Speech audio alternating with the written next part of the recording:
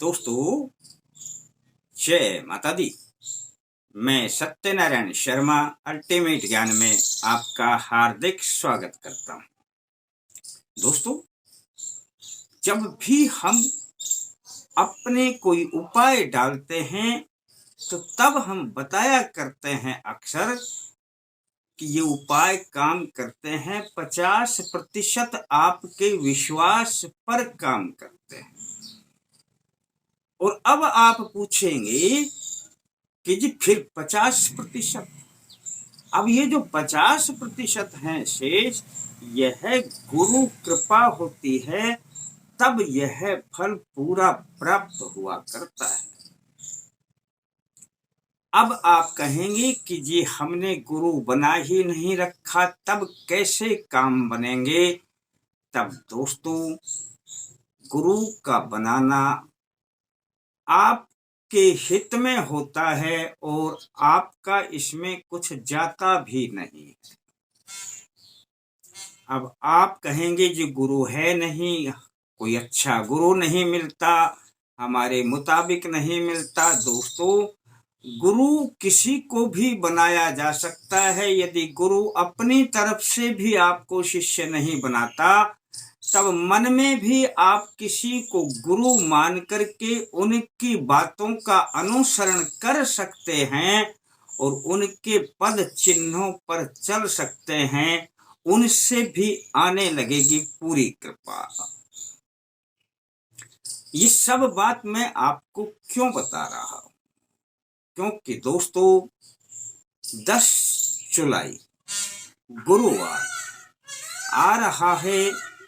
यही गुरु पर्व, जिस दिन गुरु को सम्मानित किया जाता है, यह साल में एक बार आता है। यही जो आषाढ़ मास की पूर्णिमा होती है दोस्तों, इस दिन यह पर्व मनाया जाता है और विशेष रूप से इस दिन गुरु को सम्मान दिया जाता है। कई बार हम आपको पहले भी बताते हैं, कई व्यक्ति कहा करते हैं जी कुल देवी की कृपा आ नहीं रही है, और हम पूछ लेते हैं कुल देवी के स्थान पर कब गए थे, तब कहेंगे जी याद नहीं, 4, 5, 6 साल हो गए होंगे। और मैं फिर उन्हें बताया करता हूं कि एक साल में एक बार अपनी कुल देवी के यहाँ पर जरूर जाए। दूर रहते हैं तो भी इसी प्रकार से यह जो पर्व मनाया जाता है, या एक साल में एक बार इसीलिए आता है कि आप एक साल में एक बार अपने गुरु को इस प्रकार से याद करें कि साल भर तक फिर गुरु की कृपा बनी रहे। अब दोस्तों, चाहे किसी ने गुरु धारण कर रखा है प्रत्यक्ष में, या कोई मन से किसी को भी गुरु मानते हैं, वे इस प्रयोग को करें और गुरु पूर्णिमा के दिन, यानी कि 10 जुलाई के दिन, संयोग से बेहतर संयोग है कि उस दिन आ भी गुरुवार ही रहा है। गुरुवार यानी वीरवार, बृहस्पतिवार, यह गुरु का ही दिन हुआ करता है। तो फिर सोने में सुहागा। इस दिन दोस्तों बस आपने करना क्या है, छोटा सा प्रयोग बताऊंगा और गुरु का सम्मान हो जाएगा। और यदि हो गया तो समझ लेना दोस्तों, आपके काम बराबर बनते रहेंगे और आपके ऊपर गुरु की कृपा सदा बनी रहेगी।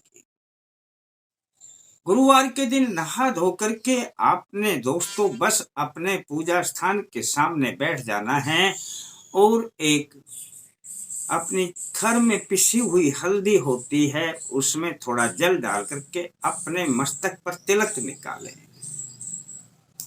तिलक निकालने के पश्चात बस दोस्तों हाथ में थोड़ा जल लें और जल लेकर के 3 बार बोलें, ओम श्री विष्णु, ओम श्री विष्णु, ओम श्री विष्णु।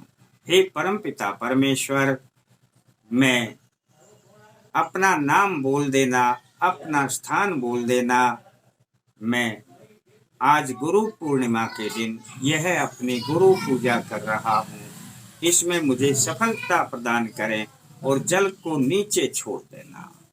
इतना सा काम है दोस्तों, और इसके बाद आप 10 मिनट तक आराम आराम से, अब साल में एक बार ही तो करना है, 10-12 मिनट से ज्यादा भी हो जाए तो भी क्या है, आराम आराम से बैठ जाएं और जिस तरीके से मैं बताता हूं उस तरीके से इस मंत्र को कर लेना दोस्तों।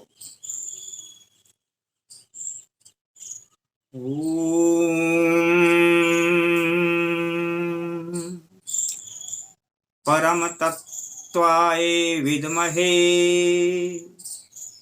गुरुदेवाय धीमहि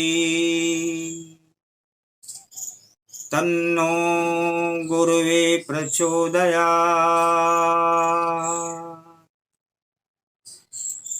आसान सा मंत्र है दोस्तों, ओम परम तत्वाय विद्महे गुरुदेवाय धीमहि तन्नो गुरुवे प्रचोदयात्। यह गुरु गायत्री मंत्र है और दोस्तों इसका जो फल आएगा वह तुरंत आएगा, पर 10-15 मिनट आराम आराम से करना, इसको गिनने की आवश्यकता नहीं।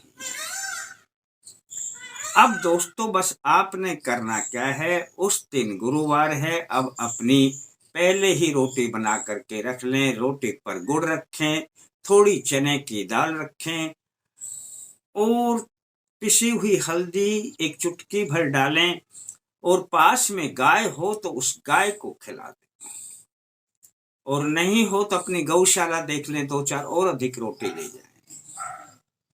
दोस्तों उस दिन गाय की सेवा करना बहुत जरूरी है।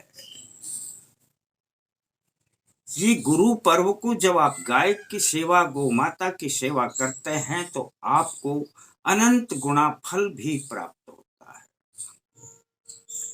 अब दोस्तों अंतिम एक छोटा सा विषय, यह बहुत जरूरी है। आपका गुरु जहां पर रहता है, यदि पास में रहता है तो गुरु के लिए कपड़े, फल फ्रूट और दक्षिणा जो भी आप ले जाएं उनके चरणों में समर्पित करें और उनका आशीर्वाद प्राप्त करें। और यदि किसी का गुरु पास में नहीं रहता, दूर रहते हैं, तो आप उनकी राशि, उनकी दक्षिणा उनके संपर्क पर भिजवा सकते हैं। ये बहुत जरूरी है दोस्तों, तभी 1 साल तक गुरु की कृपा बनी रहेगी।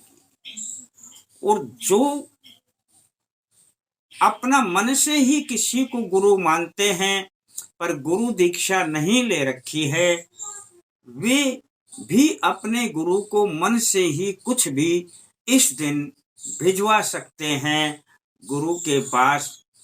उनके संपर्क नंबर से कोई भी आपको पता चल जाएगा, तो वहां पर अपनी कोई भी एक छोटी राशि जो आप देना चाहें वो भिजवा सकते हैं। दोस्तों यह बहुत जरूरी है। यह जो पर्व है यह ऐसे ही नहीं मनाया जाता, इनके मनाने से पूरी कृपा बनी रहती है दोस्तों। कहावत है कि इसी दिन भगवान शिव ने सप्तऋषि को दीक्षा दी थी और तभी से ये गुरु पर्व मनाया जाता है। और इसी दिन व्यास जी ने 18 पुराणों की रचना की थी, तब से इसे व्यास पर्व के रूप में भी जाना जाता है दोस्तों। इस पर्व की महिमा कम नहीं है, परंतु यदि आप इस पर्व को एक पर्व के रूप में ही मनाएंगे तब इसका पूरा फल प्राप्त होगा। और साल में एक ही बार आता है दोस्तों, करके देख लेना। एक छोटी सी बात मैंने ये आपको बताई है, दिन निकलने के बाद फिर आप सोचेंगे कि ओहो मैंने ये कर दिया होता तो अच्छा था। पर खैर ये आपके ऊपर निर्भर करता है। यदि आपका मन मानता है तो इसे कर लेना और गुरु पर्व को गुरु पर्व के रूप में ही मनाना, ताकि खुशियां सदा के लिए बरकरार रहें। आशा करता हूं कि आप सब पर गुरु कृपा सदा बनी रहेगी। गुरु गोविंद दो खड़े, काके लागू पाए, बलिहारी गुरु आपने, जो गोविंद दियो बता। दोस्तों, मन मानता है तो किसी को बता देना, और अच्छा लगता है तो लाइक करने के बारे में सोच लेना। फिर मिलते हैं दोस्तों नए अंक के साथ, तब तक के लिए जय माता दी।